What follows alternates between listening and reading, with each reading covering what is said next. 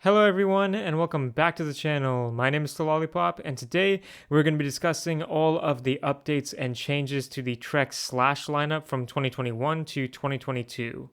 Now I've already made a video like this in the past, but that focused on the carbon fiber Trek Slash bikes from the 9.8 to the 9.9 models. In this video, I will be focusing on the two aluminum Trek Slash models that we have received for 2022, which are the Trek Slash 7 and the Slash 8. So let's get into it by first talking about who these bikes are for. The Slash bikes are designed as enduro racing machines to go very fast down a lot of rough terrain. These aluminum models are the least expensive way to get into the Slash lineup, and all of them come with 29-inch diameter wheels for added speed. These aluminum models also come with in-frame storage in the down tube, and I'll show the geometry of the frames on the screen right now, though the frames themselves have not been updated since 2021. With that out of the way, I'm going to cover all the changes to the Trek Slash 7 first, starting with the price. So in 2021, this bike was priced at $3,700 US, but it has increased to $3,800 for 2022. The next change we have is to the colors, as the 2021 Trek Slash 7 came in a teal to nautical navy fade color, as well as this gloss radioactive red color with matte black accents. The new bike replaces both of these with the color factory orange with black accents, and the color black olive, which in my opinion is a very clever name choice since the bike is dark green with these red accents like the inside of an olive. But let's move on to some actual component changes, starting with the tires.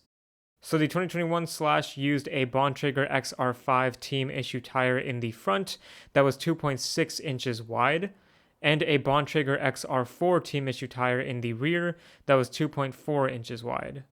For 2022, the Slash 7 has received a Bontrager XR5 team issue tire in the front and the rear, both of which are now the same exact width at 2.5 inches.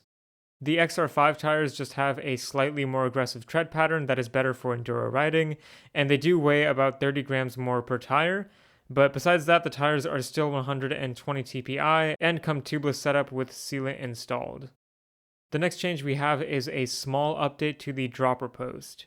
Both the 2021 and 2022 bikes use a Trans X JD dropper post with the same amount of travel in different frame sizes, but the 2022 bike just uses an updated version. I'm unfortunately not able to find any information on the new one currently, but it likely has some minor improvements since it does look a bit different. We also have another small change to the stem, which was a Bontrager Line 40mm long stem that has been replaced with the Bontrager Elite 35mm long stem, which should provide some better control while turning the bike. A bigger change for the 2022 Slash is to the brakes. The 2021 model used SRAM Guide T 4-piston hydraulic disc brakes with a 200mm brake rotor in the front and a 180mm in the rear. The 2022 bike now goes to the Shimano MT420 4-piston hydraulic disc brakes with a 203mm front Shimano rotor and a 180mm rear. These brakes are similar as they are both more entry-level 4-piston brakes, so their differences will mainly be due to personal preference. Now before I get into the drivetrain changes, I'm going to start by talking about the rear hub. So the 2021 bike used a Shimano 8 to 10 speed free hub with the Bontrager 54 tooth rapid drive, while the new bike goes to the Shimano microspline free hub with a Bontrager 108 tooth rapid drive hub.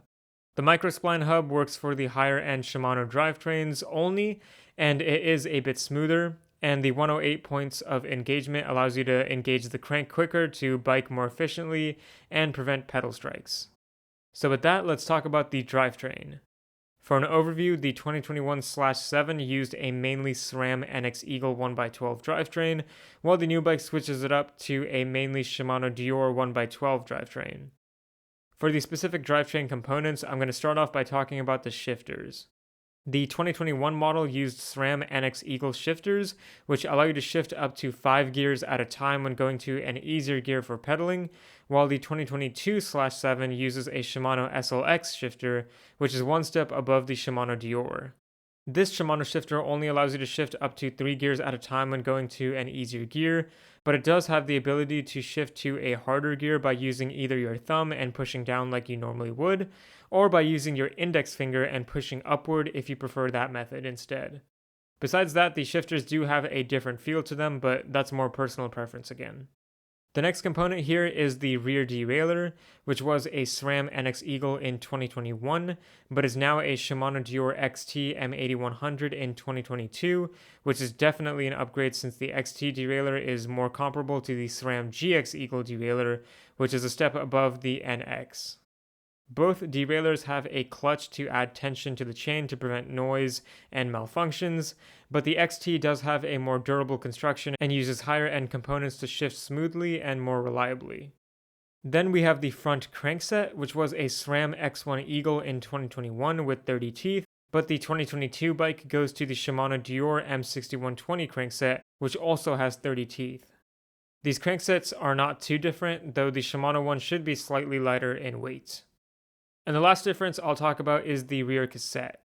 So the 2021 Slash used an 11 to 50 tooth SRAM NX Eagle cassette, while the new bike uses a Shimano Dior M6100 10 to 51 tooth cassette.